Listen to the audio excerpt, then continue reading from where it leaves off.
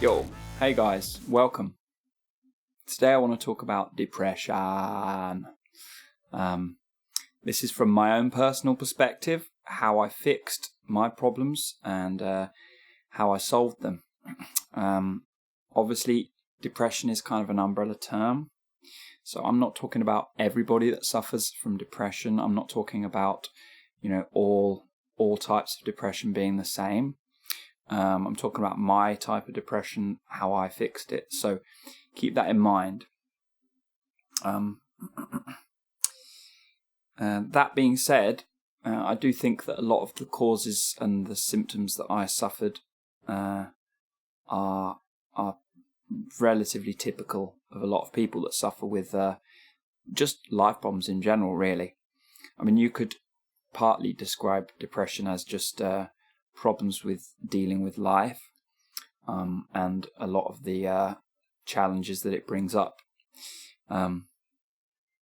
Anyway, a lot of the time I talk about muscle habits on this channel, like coordinations and re-establishing new coordinations, getting rid of old coordinations, and the battle in the head that goes on when those two things are kind of balanced in the middle, where you're trying to drag yourself towards a new habit and the old habit's still pulling you back in the other direction. What I realized over the years is that in many ways these muscle coordinations and re-establishing new habits is basically it's the same principle, and it works pretty much the same way in terms of thinking habits. And for me, when it comes down to it, that is really ultimately the cause of a lot of the difficulties I had growing up into my early adult life in my 20s. Is that unconsciously, basically, I'd established poor mental habits, poor thinking habits. And because it was unconscious, my assumption was it was normal to think that way. It was normal to be that way because it was all I knew. As I've developed and changed, I've realized that people can think and approach life in profoundly different ways. And as I talk about on my channel, those thoughts and those thinking habits can affect your ability to sing. But today we're talking about these thinking habits in relation to low periods in your life. Basically, it comes down to the thought habits you have.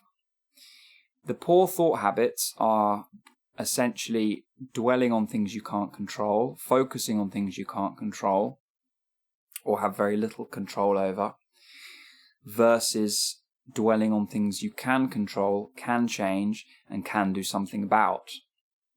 Basically, it's the inability to control what you're focusing on that causes a lot of issues. At least for me anyway. So for me, dwelling on the past for hours and hours and hours, weeks and months and years, in fact.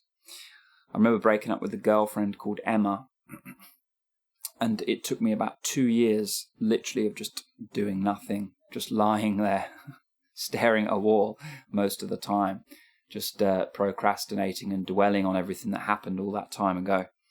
I could not do nothing about it. Versus just moving on, thinking, right, what can I learn from that? Draw a line, let's go forward in life.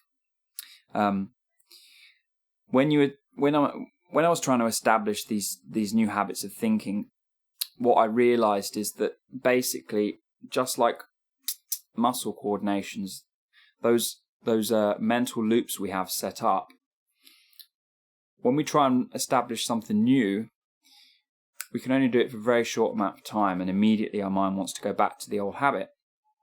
So the difficulty of getting out of this cycle is that if it's been going on for a long time, those neural pathways have been established and re-established over and over again. They get very strong. Just like coordinations in the muscles get strong, the thinking habits get very strong. And when you want to break them at first, it takes a lot of conscious effort. It takes a lot of work, basically. But over time, as you develop a new style of thinking, i.e. thinking about the future, thinking about where you're going, thinking long term,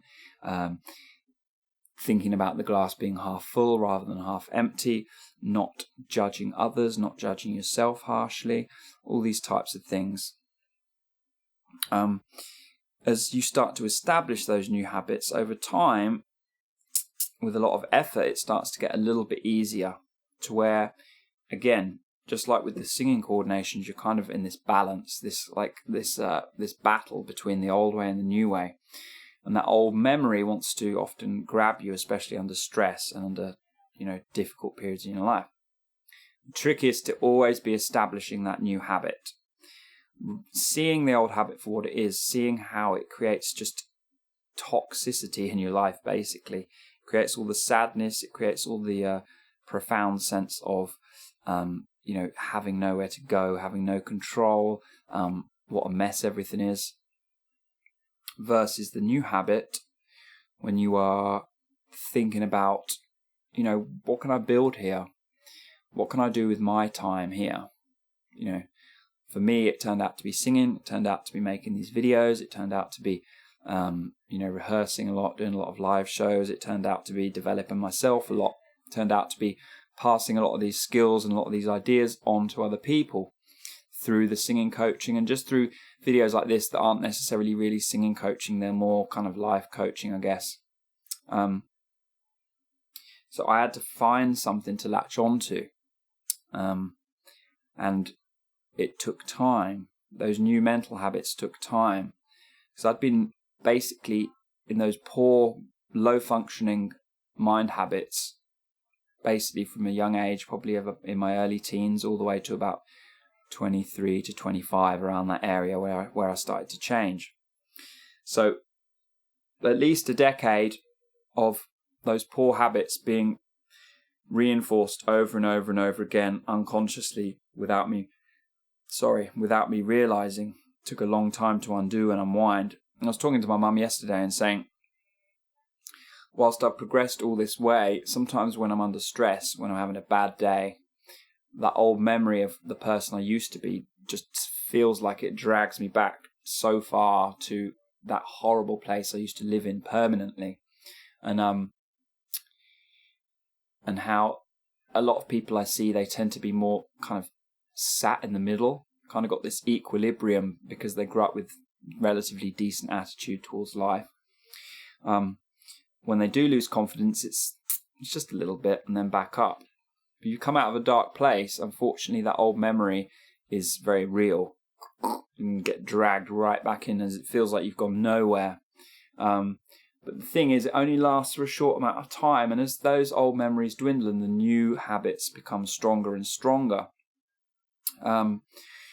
you will find that when you do get sucked back in there, it's only momentary. It's just for 10 minutes, half an hour, maybe a day, versus 6 months, versus a year, versus 2 years.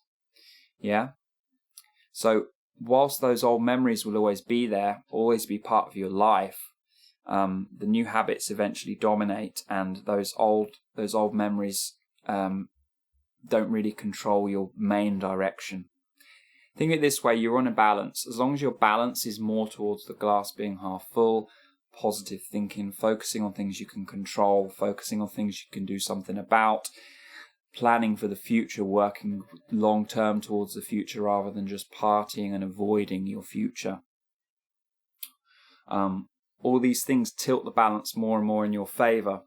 So when you do slump, you always kind of swing back relatively quickly. As long as that balance is off to the right side, when you do go, it will always tilt back all the way.